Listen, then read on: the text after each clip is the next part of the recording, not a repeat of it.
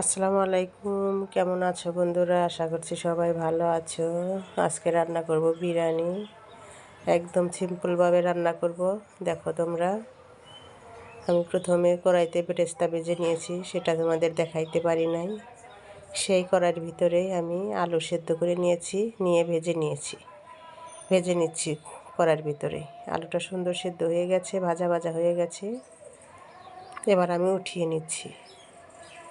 দেখো, উঠিয়ে নিয়ে ওই তেলের ভিতরে আর একটু তেল দিয়ে দিয়েছি দারচালা এলাচ দিয়ে হালকা করে ভেজে নিচ্ছি। নিয়ে ওই একই তেলের ভিতরে আমি দিয়ে দেব পেঁয়াজ কুচি দিয়ে দেব।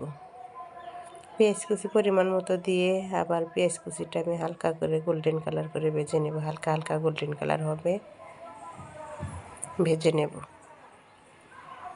দেখো, আমি ভেজে নিচ্ছি, হালকা হালকা গোল্ডেন কালার হয়ে গেছে। এবার দিয়ে দিলাম আদা বাটা 1.5 টেবিল চামচ, আর দিয়ে দেব রসুন বাটা 1.5 টেবিল চামচের মতো দিয়ে দেব। দিয়ে আবারও সুন্দর করে নেড়ে চেড়ে নেব, যাতে মশলার কাঁচা গন্ধটা না থাকে। মশলার কাঁচা গন্ধ থাকলে গন্ধ বের হবে, খেতে ভালো লাগবে না। সেই জন্য মশলাটা ভালো করে ভেজে নিতে হবে। তারপরে দিয়ে দিচ্ছি পরিমাণ মতো একটু লঙ্কার গুঁড়া। এটা তোমরা তোমাদের পরিমাণ মতো দিয়ে নিবা, যে যেরকম ঝাল খায় সেরকমই দিবা। আর হালকা একটু হলুদের গুঁড়ো দিয়ে দিচ্ছি। হলুদের গুঁড়োটা দিলে বিরিয়ানির কালারটা সুন্দর আসে, সেই জন্য আমি দিয়ে দিয়েছি। তোমরা মনে চাইলে দিবা, না চাইলে নাও দিতে পারো। এরপরে দিয়ে দিলাম একটু পানি দিয়ে আর একটু মশলাটা আমি কষিয়ে নেব সুন্দর করে। দেখো কত সুন্দর করে আমি কষিয়ে নিচ্ছি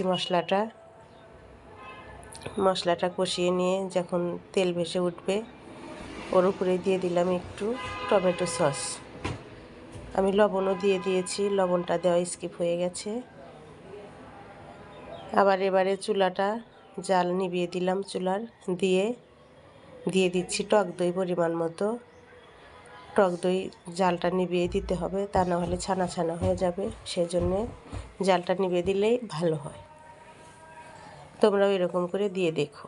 দিয়ে আমি এরকম করে আবার মিক্স করে নিচ্ছি সুন্দর করে মশলার সাথে। এবার দিয়ে দেব রাঁধুনি প্যাকেটের বিরিয়ানির মশলা। আমি অর্ধেকটা দিয়ে দেব আর অর্ধেকটা রেখে দেব। অর্ধেকটা দেব নামানোর আগ দিয়ে, তাহলে একটা সুন্দর একটা ফ্লেভার থাকে। দেখো, আমি আবারও দিয়ে মশলাটা সুন্দর করে কষিয়ে নিচ্ছি। মশলার উপর দিয়ে তেল ভেসে উঠছে। এখানে আমি মাংস দিয়ে দিচ্ছি 1.5 কিলোর মতো। দেখো, এবার কষিয়ে নেব সুন্দর করে। আমি পানি দেব না, এই এতেই ধীরে ধীরে জাল দিয়ে আমি কষিয়ে নেব মাংসটা। তো সুন্দর করে কষাচ্ছি, ধীরে ধীরে জাল দিলে এমনিতেই মাংসের ভিতরতে পানি বের হয়ে আসবে। আমার মাংসটা কষানো হয়ে গেছে। এবার দিয়ে দিচ্ছি কড়াই পাতিলের ভিতরে তেল দিয়ে তার ভিতরে দিয়ে দিচ্ছি একটু ঘি দিয়ে আমি দিয়ে দিলাম দারচালা এলাচ দিয়ে আবারও নেড়ে চেড়ে নিচ্ছি। নিয়ে পোলাওয়ের চাউল ধুয়ে রেখেছিলাম সেটা দিয়ে দিচ্ছি। এই তো দিয়ে দিলাম। এবার সুন্দর করে পোলাওয়ের চাউলটা আমি ভেজে নেব। তো ভেজে নিচ্ছি পোলাওয়ের চাউলটা, সুন্দর করে ভাজতে হবে। ভাজতে সুন্দর একটা গ্রান বের হবে। আর যখন ভাজা হয়ে যাবে তখন একদম ঝনঝন একটা শব্দ হবে।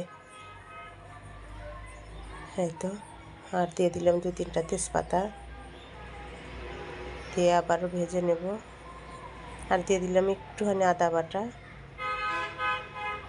দিয়ে নেড়ে চেড়ে ভেজে নিয়েছি। এবার দিয়ে দিলাম গরম পানি দিয়ে নাড়াচাড়া করে ঢেকে দেব। এই তো দেখো, আমি তোমাদের সবটুকু ভিডিও দেখাইতে পারলাম না। সবটুকু ভিডিও দেখাইতে গেলে অনেক বড় হয়ে যায় ভিডিও, তাই আমি একটু একটু করে তোমাদের দেখাচ্ছি। এবারে হয়ে গেল।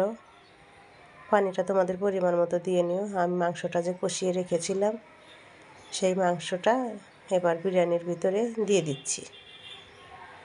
সুন্দর করে দিয়ে দিতে হবে, দিয়ে মিক্স করে নিতে হবে, রসুনের যাতে বাদ না থাকে, সাদা সাদা না থাকে। তো আমি দিয়ে দিলাম। এবার দিয়ে দিচ্ছি গোলাপ জল পরিমাণ মতো ঢেলে দিচ্ছি আমি, 2-3 মুখা দিয়ে দেব আমি। তারপরে দিয়ে দেব কেওড়া জল। এই তো এটা হচ্ছে কেওড়া জল, দিয়ে দেব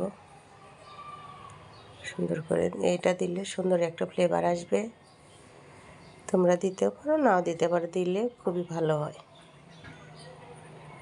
এরপরে দিয়ে দিচ্ছি, উপর দিয়ে দেব বেরেস্তা, আর দিয়ে দিচ্ছি ঘি। বেরেস্তাটা দিয়ে সুন্দর করে ঢেকে নিলে অনেক সুন্দর একটা ঘ্রাণ বের হবে। দেখো কত সুন্দর লাগছে। আর আমার ভিডিওটা যদি ভালো লাগে অবশ্যই লাইক কমেন্ট ফলো দিয়ে পাশে থেকে। আল্লাহ হাফেজ।